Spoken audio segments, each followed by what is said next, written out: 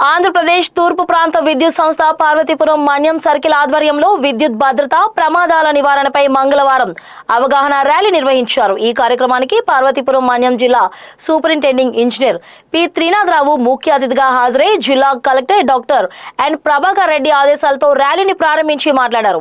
ఈ సందర్భంగా superintendent engineer P Trinatha Rao మాట్లాడుతూ ప్రజల్లో విద్యుత్ ప్రమాదాలపై అవగాహన కల్పించేందుకే ఈ ర్యాలీ చేపట్టినట్లు తెలిపారు.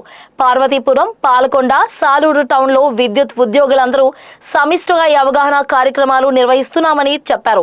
ప్రమాదాల బారిన పడుతున్న భవన కార్మికులు, వీధి వ్యాపారులు, షాపుల సిబ్బంది, రైతులలో అవగాహన లోపమే ప్రధాన కారణమని ఆయన ఆందోళన వ్యక్తం చేశారు. ప్రతి ఒక్కరూ ముందస్తు జాగ్రత్తలు పాటించి ప్రాణ నష్టాలను అరికట్టాలని పిలుపునిచ్చారు.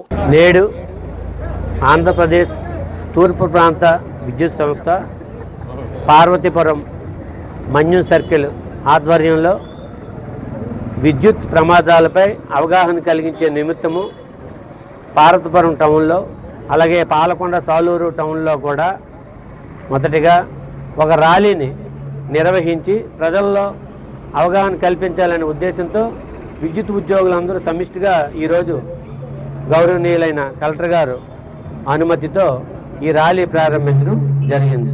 ఈ ర్యాలీ ముఖ్య ఉద్దేశం ఏంటంటే, ముఖ్యంగా భవన కార్మికులు, స్ట్రీట్ వెండర్స్, షాప్ క్లీనర్స్, షాప్లో పనిచేసే వాళ్ళు, అలాగే రైతులు ఎక్కువగా ప్రమాదాలకి గురవుతున్నారు. విద్యుత్ శాఖ ఎప్పటికప్పుడు శిక్షణా కార్యక్రమం నిర్వహించినప్పుడు విద్యుత్ శాఖ ఉద్యోగులకైతే చాలా వరకు అవగాహన వచ్చింది.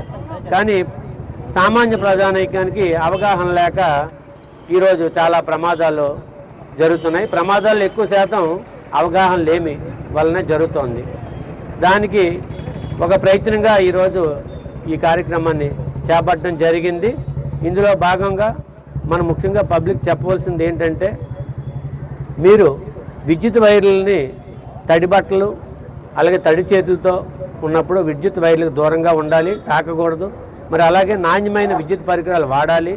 అలాగే ఇల్లు కట్టుకునేటప్పుడు అక్కడున్న విద్యుత్ లైన్కి సుమారు 1.5 మీటర్ల దూరంలో ఇల్లు కట్టుకోవాలి. మరి భవన కార్మికులు ముఖ్యంగా వాళ్ళు రాడ్లు కానీ పనిముట్లు కానీ భవనం పైకి తీసుకెళ్ళినప్పుడు సఫిషియెంట్ క్లియరెన్స్ ఉండేటట్టు చూసుకొని ఆ పని చేయాలి. లేదంటే అవసరమైతే డిపార్ట్మెంట్ వారు అనుమతి తీసుకొని ఆ లైన్ క్లియర్ తీసుకున్న తర్వాతే మరి ఆ వర్క్ మనం చేయవలసి ఉంటుంది. అలాగే రైతులైతే వర్షం పడినప్పుడు, గాలి వేసినప్పుడు కొన్ని వైర్లు కింద పడతాయి. వాటికి విద్యుత్ సరఫరా జరిగి ఉండొచ్చు. పవర్ సప్లై లేదని చెప్పి కాలుతోనో చేతితోనో వాటిని టచ్ చేసినప్పుడు ప్రమాదానికి గురై చాలామంది చనిపోతున్నారు. సో ఇలాంటివి జరగకుండా ఉండేందుకు వారికి అవగాహన కల్పించాలనేది దీని ముఖ్య ఉద్దేశం. మరి అలాగే ఈ మధ్య పార్వతీపురంలో కూడా లేటెస్ట్ 10 డేస్ బ్యాక్ ఒక ప్రమాదం జరిగింది. అక్కడ షాపుకి బ్యానర్ కట్టేందుకు, అంటే నేమ్ బోర్డు